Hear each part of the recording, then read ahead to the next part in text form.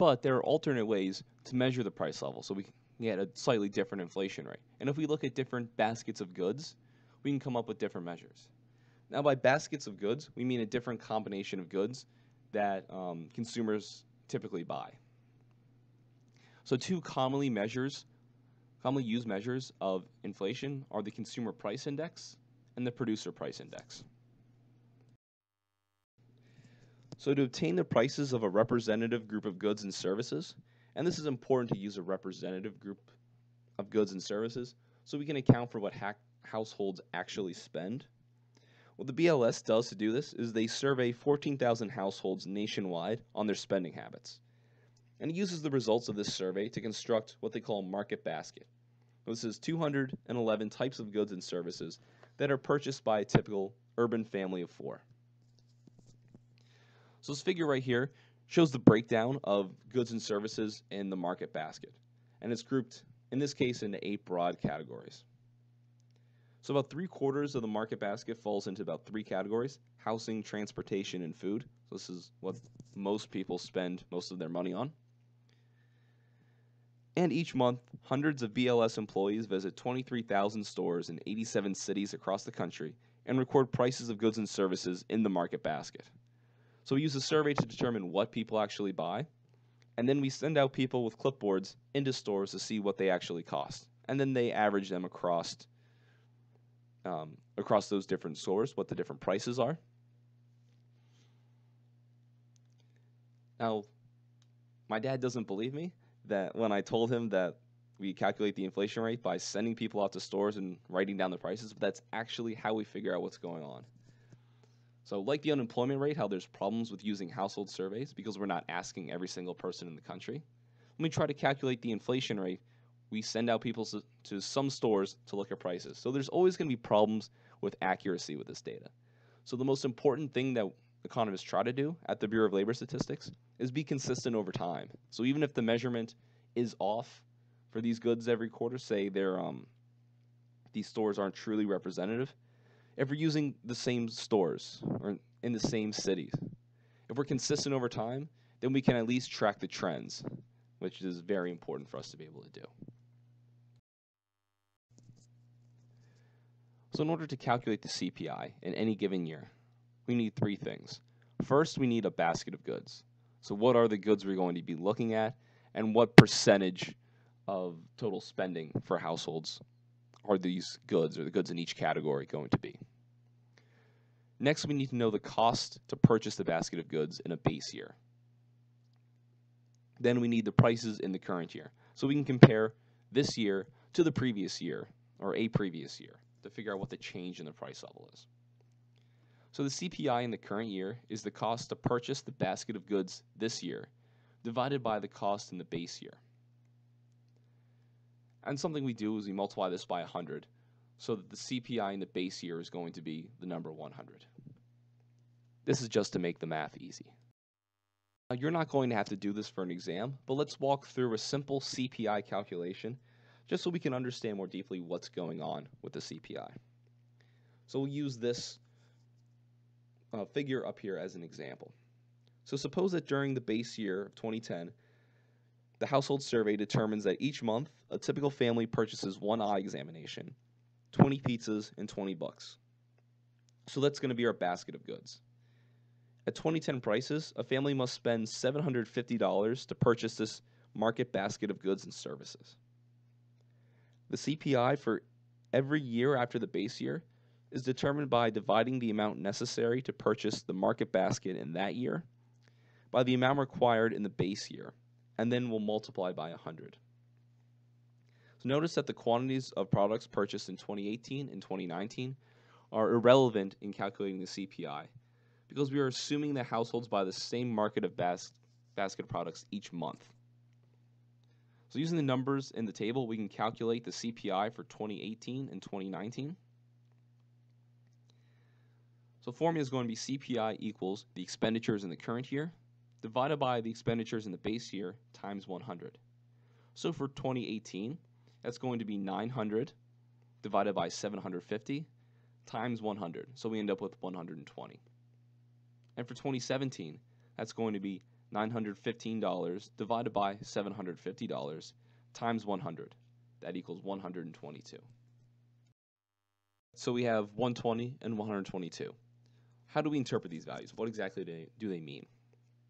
So first, we have to recognize they're index numbers. So they're not measured in dollars or in any other units. They're just the numbers themselves. The CPI, remember, is intended to measure changes in the price level over time.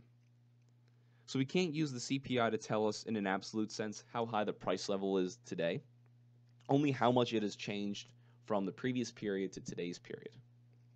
So we measure the inflation rate as the percentage increase in the CPI from one year to the next. So for our sample, this very simple example, the inflation rate in 2019 is going to be the percentage change in the CPI from 2018 to 2019. So to calculate the change, we'll take the rate in the CPI in 2019 minus the CPI in 2018 divided by the CPI in 2018. A simple rate of change formula, new minus old divided by old. Multiply that by 100 and we get 1.7%. So we can say the cost of living increased by 1.7% from 2018 to 2019. Now, since the CPI measures consumer prices, so these are the things that consumers buy, it's often referred to as the cost of living index. CPI inflation is sometimes used to generate quote-unquote fair increases in wages for workers and for government benefits.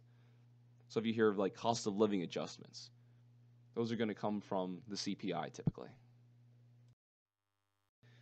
So, is the CPI an accurate measure of inflation? The CPI is the most widely used measure of inflation. And typically when you hear someone talk about the inflation rate, like on the news, they're talking about the CPI.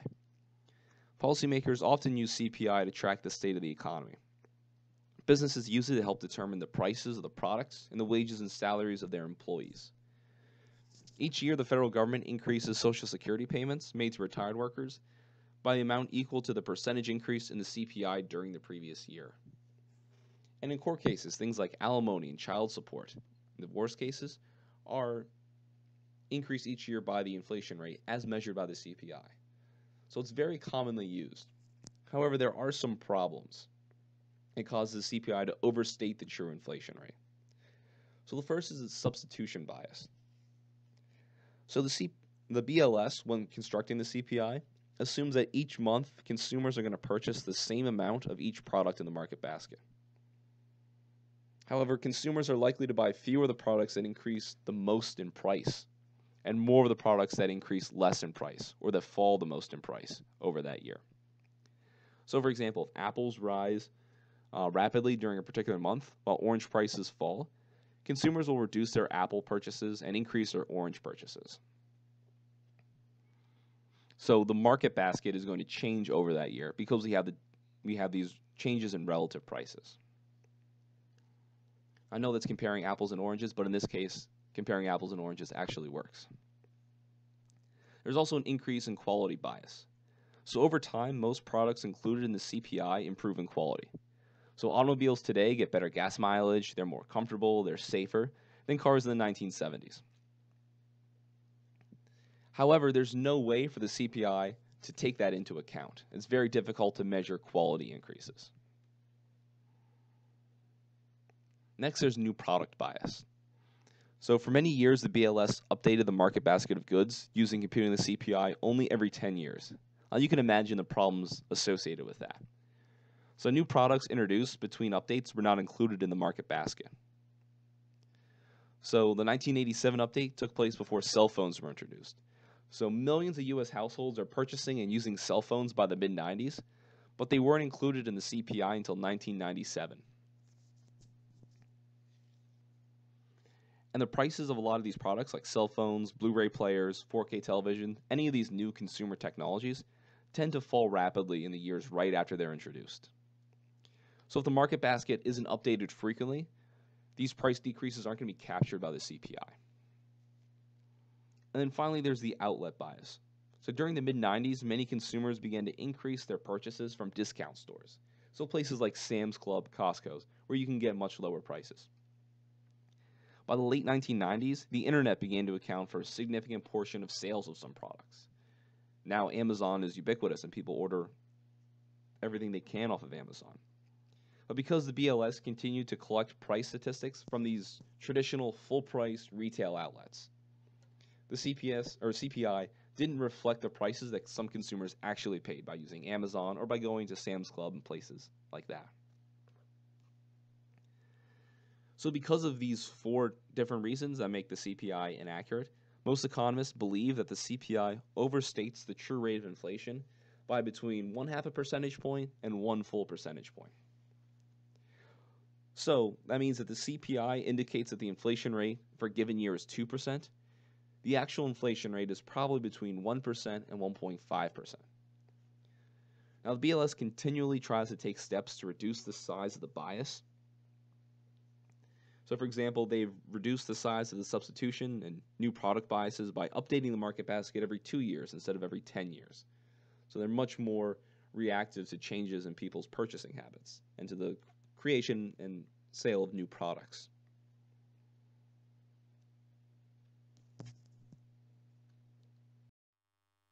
Now let's briefly touch on the Producer Price Index. So the Producer Price Index is an average of all the prices received by producers of goods and services at all stages in the production process. So like the CPI, it's tracking the prices of a market basket of goods, but instead of looking at the prices of goods and services purchased by a typical household, the PPI is tracking the prices that firms receive for goods and services at all stages of production. So this is going to include the prices of intermediate goods, so things like flour, yarn, steel, lumber, things that are created by one firm and sold on the market, but sold to another firm to use in the production of good or service that's going to be used by consumers. It also includes raw materials, so things like raw cotton, coal, crude petroleum. That's going to be refined and created into either an intermediate good or into a final consumer product. So if the prices of these intermediate goods or raw materials rise, the cost to firms of producing final goods and services are going to rise. This in turn is going to lead to many firms increasing the prices of the goods and services that they sell to consumers. So because of this, changes in PPI can give an early warning of the future movements of the CPI. Changes in the PPI, increases in prices in the PPI, are a leading indicator of what's going to happen to the prices consumers are going to pay.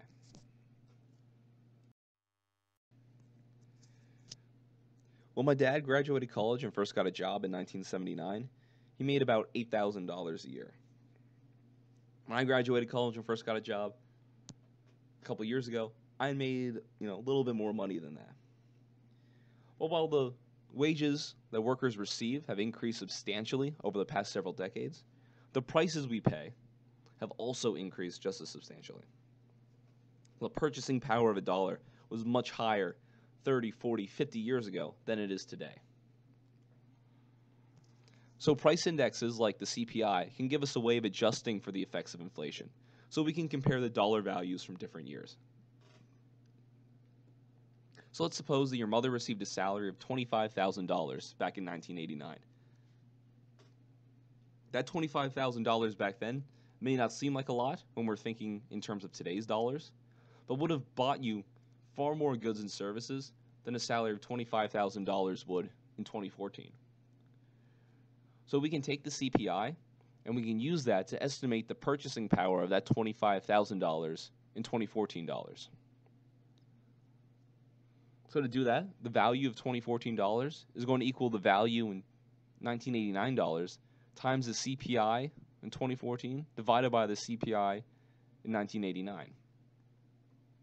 So the value of $25,000 in 1989 times the CPI in 2014, which was 237, divided by the CPI in 1989, which was 124, gives us $47,782. So that $25,000 that your mother was making in 1989 would have bought almost as much as $48,000 would in 2014.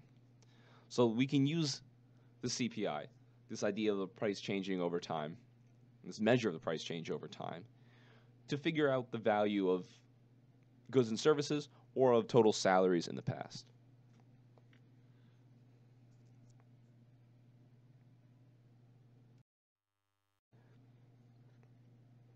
So now let's look at the difference between nominal variables and real variables. So values like wages in the current year dollars are called nominal variables. This is the stated number. When we adjust them for inflation, so then we're able to compare what's really happening over time when you account for changes in the price level, we convert them to what's called real variables. So when you convert them to real variables, you can compare them across time, whereas it's difficult to compare nominal variables across time.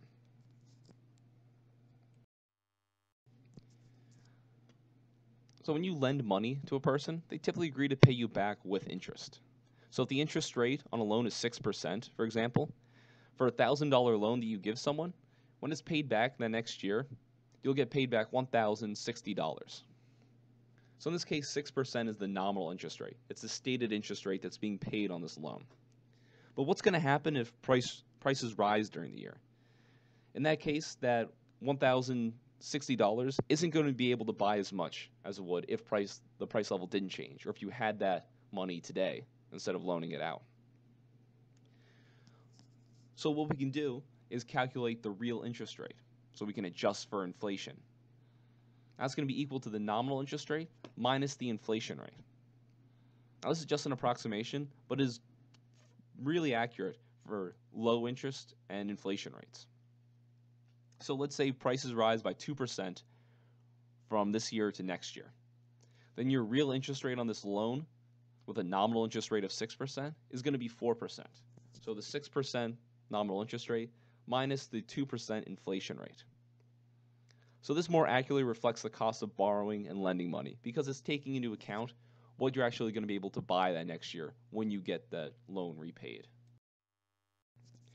For the U.S. economy as a whole, we can measure the nominal interest rate as the interest rate on the 3-month U.S. Treasury bills. U.S. Treasury bills are short-term loans that investors make to the federal government and are the most important security in the world financial markets. And we're going to talk about U.S. Treasury bills in later chapters. So the figure on this slide shows the nominal and real interest rates for the period between 1970 through the beginning of 2017. So notice when the inflation rate is low, like it has been in most years since the early 90s, the gap between the nominal and real interest rates is quite small. When the inflation rate is high, like it was in the mid to late 1970s, the gap between the nominal and real interest rate becomes large. In fact, a particular nominal interest rate can be associated in different periods with very different real interest rates. So for example, during the late 1975, the nominal interest rate was about 5.5%. But because the inflation rate was 7%, the real interest rate was negative 1.5%. Now in early 1987, the nominal interest rate was also 5.5%. But because inflation rate was only 2%, the real interest rate was 3.5%. So we see a difference in the real interest rate based on what the inflation rate is. This example shows that it's impossible or very difficult to know whether a particular nominal interest rate is high or low. It all depends on the inflation rate. So the real interest rate provides a much better measure of the true cost of borrowing and the true return from lending than does the nominal interest rate. When firms are deciding whether to borrow funds to buy an investment good like a new factory, they're going to look at the real interest rate because it measures the true cost of borrowing. Now, if you purchased a house in the 1990s or 1980s, you probably paid a much higher or had a much higher interest rate on that loan. Nominal interest rates were quite high back then, but remember, inflation was much higher back then too. So the real interest rate might have been much or similar to a mortgage you'd have purchased in like the 2000s up through 2010. But that nominal interest rate was much higher because of the inflation rate we're dealing with. Now in 2009, the real interest rate was above the nominal interest rate. So in this case, the change in the CPI was negative, indicating that there was a deflation or a general decline in the price level. And again, this is very rare to happen, especially since the Great Depression, but it does happen during recessions from time to time.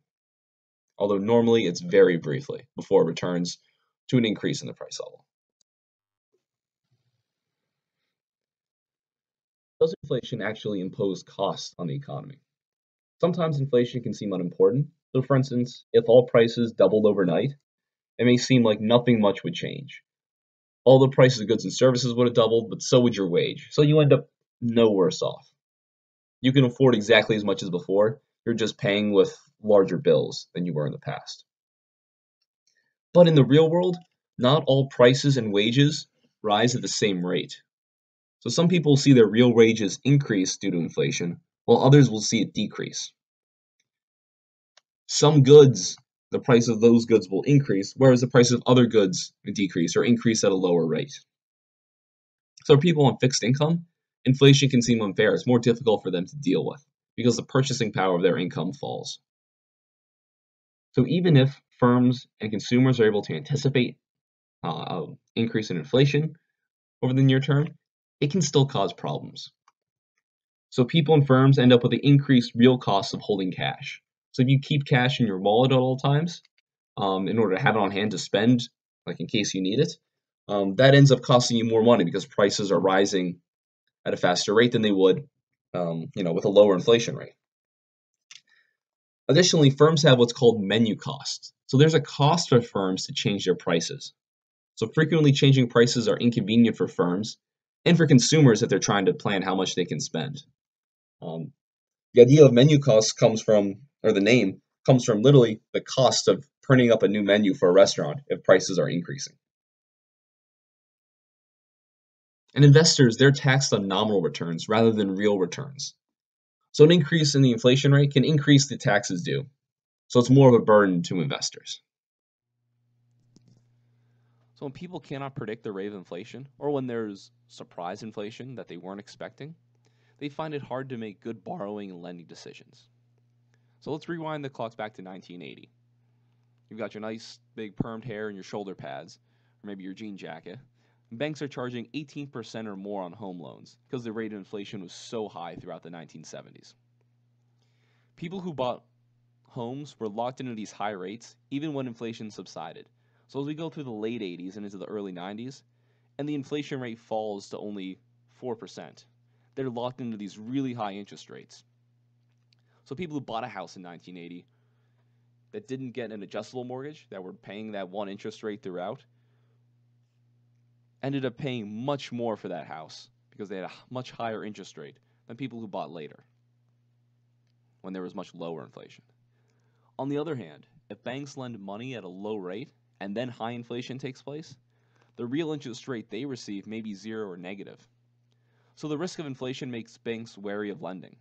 And we saw this happen. This was a partial cause of the savings and loan crisis that took place throughout the 80s. And because of this higher inflation, banks were, in this case the savings and loan institutions, were struggling to make any money back. That pushed the savings and loans, a lot of these institutions, into riskier and riskier assets. Then when the prices of those assets fell, they failed. So unpredictable inflation and large changes in inflation makes borrowing and lending risky. So both parties are less likely to engage in borrowing and lending. And if they do engage in these, it makes it much more likely that one party is going to be hurt and come out worse. We'll end by briefly touching upon deflation, our general decrease in the price level. Now, I disagree with your textbook about the dangers of deflation. There are two types of deflation. One type is very bad, as the textbook mentions. The other type is not bad. So let's suppose you're considering buying a car, and you know the car is going to be cheaper next year. Odds are you're going to delay purchasing that car because you know you'll be able to save money if you purchase it next year. But if everyone does the same, then many purchases are going to be postponed. Firms are going to reduce their level of production. People are going to become unemployed. It's going to end up being bad for the economy. This is what happened in the Great Depression. We created this vicious cycle of prices falling, so firms reducing their employment, trying to lower their labor costs. Then more people are losing their jobs. They're purchasing less. It's leading firms to make less money, having to lower their prices, and down and down. And we could see the inflation rate by 1933 fell to negative 10%. Well, this was a serious problem we were dealing with during the Great Depression. Japan in the 1990s suffered pretty much the same thing. The 90s was called Japan's lost decade because they were supposed to, at one point in the 80s, overtake the United States as like the most productive economy in the world. Since then, they've been mired in incredibly low inflation or outright deflation and a struggling economy. And there were concerns that a significant period of deflation might occur following the recession in 2007 to 2009, but we ended up with low inflation. Now, there is another type of deflation. There's productivity-driven deflation. That's where firms are able to reduce the costs of products because of productivity gains or improvements in technology.